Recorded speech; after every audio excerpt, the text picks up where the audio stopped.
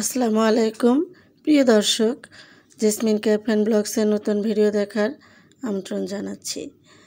আজকের ভিডিওতে দেখাবো ছানা রসবড়া।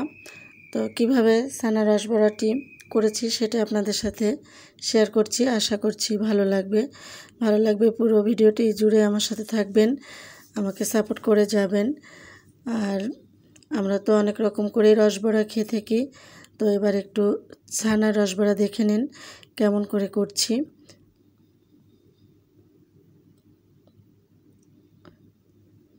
ছানা রসবড়া করতে প্রথমে লাগছে আমার ছানা। এখানে আমি 500 গ্রাম দুধকে ছানা করে নিয়েছি, অর্থাৎ 500 গ্রাম দুধকে ভালো করে জাল দিয়ে ফুটিয়ে নিয়ে তারপরে জালটা বন্ধ করে 2 টেবিল চামচ ভিনেগার দিয়ে ছানাটাকে তৈরি করে নিয়েছি। এখন এটাকে আমি মথে নিচ্ছি। তার জন্য এখানে দিয়ে দিলাম 1 টেবিল চামচ গুঁড়া দুধ আর হাফ টেবিল চামচ দিলাম ঘি। ঘিটা এই জন্যই দিবেন যাতে করে সুন্দর একটা ফ্লেভার আসে আর সফটও হবে ছানাটা। এখন আমি খুব ভালো করে মথে নিব।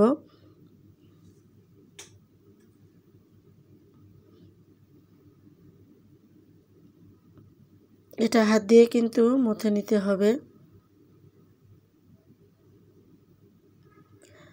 এখন এই পর্যায়ে আমি 1 টেবিল চামচ দিয়ে দিলাম ময়দা, আর এটা কিন্তু অবশ্যই দিবেন, তাহলে বড়াগুলার বাইন্ডিংটা সুন্দর হবে আর বড়াগুলোও দেখতে খুব সুন্দর হবে। তো এখানে আমি ময়দাটা দিয়ে আবারও ভালো করে মেখে নিচ্ছি। আমার মাখাটা দেখে বুঝতেই পারছেন কিভাবে মেখে নিলাম। তো এই যে মেখে নিয়ে একটা ডো করে নিয়েছি আর 2 হাতে ঘি নিয়ে নিয়েছি। এখানে আপনারা তেল নিতেও পারেন।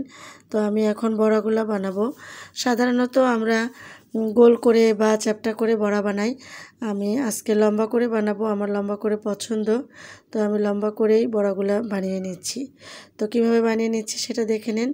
অল্প একটু ডো নিয়ে হাতের উপরে এভাবে লম্বা করে একটু চেপে চেপে ঠিকঠাক করে নিতে হবে, যাতে কোনো দিকে ফাটা না থাকে বা সব দিকে সমান হয়। এই যে কত সুন্দর হয়েছে দেখতেই পাচ্ছেন। আমি আরও একটা বানিয়ে দেখাচ্ছি আপনাদের সুবিধার্থে।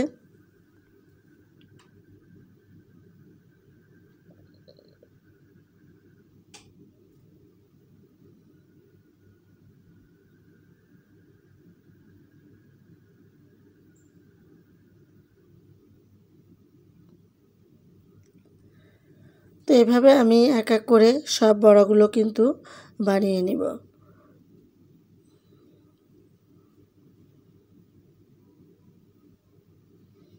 আমার মনে হলো হাতে বানানোটাই শেপটা সুন্দর আসছে, তাই আবারও হাতেই তৈরি করে নিচ্ছি। তো এখন আমি এক এক করে সবগুলো বড়াই তৈরি করে নিয়েছি। এখন চলে যাচ্ছি ভাজতে। চুলায় একটা কড়াই দিয়েছি, ভাজতে না, এখন আগে শিরাটা করব। চুলায় একটা কড়াই দিয়েছি আর দিয়ে দিলাম 1 কাপ চিনি আর 1.5 কাপ পানি। এখন এই পানি দিয়ে এই চিনিটাকে শিরা তৈরি করে নিব। একটা এলাচ ফাটিয়ে দিয়েছি সুন্দর একটা ফ্লেভার আসার জন্য। চুলার জালটা কিন্তু মিডিয়ামে আছে, অনবরত নেড়ে চেড়ে আমি এই শিরাটা তৈরি করে নিচ্ছি। প্রিয় দর্শক, আপনি যদি আমার চ্যানেলে নতুন হয়ে থাকেন, আমার চ্যানেলটি সাবস্ক্রাইব করার অনুরোধ রইল। পাশে থাকা বেল আইকনটি ক্লিক করে দিবেন, তাতে করে আমার সকল ভিডিও নোটিফিকেশন আপনি সবার আগে পেয়ে যাবেন। ফেসবুক পেজ থেকে যারা আমার ভিডিওটি দেখছেন, পেজটিকে ফলো করে দেওয়ার অনুরোধ রইল। যারা এখনও ভিডিওতে লাইক দিতে ভুলে গেছেন বা দেন নাই, প্লিজ একটা লাইক দিয়ে দিবেন। তো কথা বলতে বলতে কিন্তু আমার শিরাটাও হয়ে গিয়েছে, এই যে বলক উঠে গিয়েছে।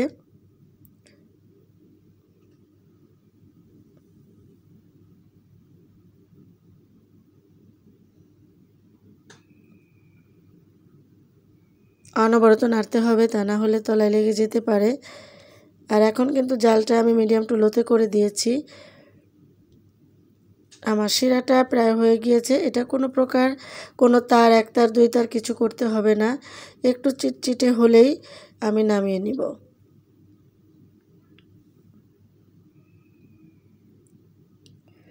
তো আমার শিরাটা কিন্তু হয়ে গিয়েছে। এখন আমি বড়াগুলোকে ভেজে নিচ্ছি।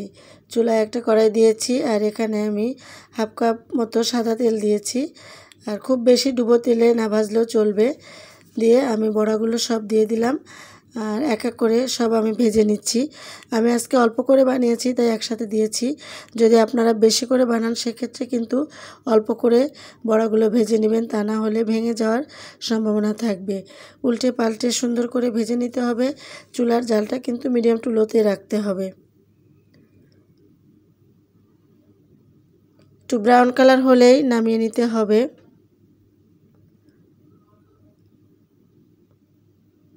তো এই যে কালারটা কিন্তু এরকম আসছে।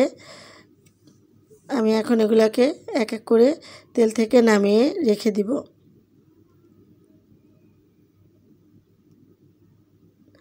একটু সামান্য ঠান্ডা হলে আমি শিরার মধ্যে দিয়ে দিব। এভাবে রাখলে কিন্তু ঠান্ডা হয়ে যাবে।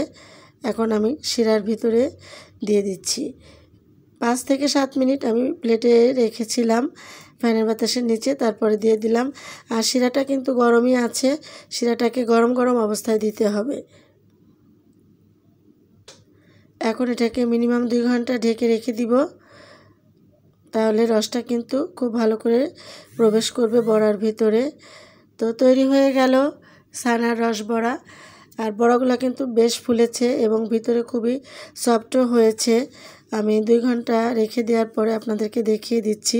পারলে আপনারা আরও একটু বেশি সময়ও রাখতে পারেন, তবে 2 ঘন্টায় এর জন্য এনাফ। আর এটা আমি রুম টেম্পারেচারে রেখেছিলাম, কোনো প্রকার ফ্রিজে রাখিনি। কিন্তু আমি কেটে দেখিয়ে দিচ্ছি একটা বড়া যে ভিতরে কতটা সুন্দর হয়েছে।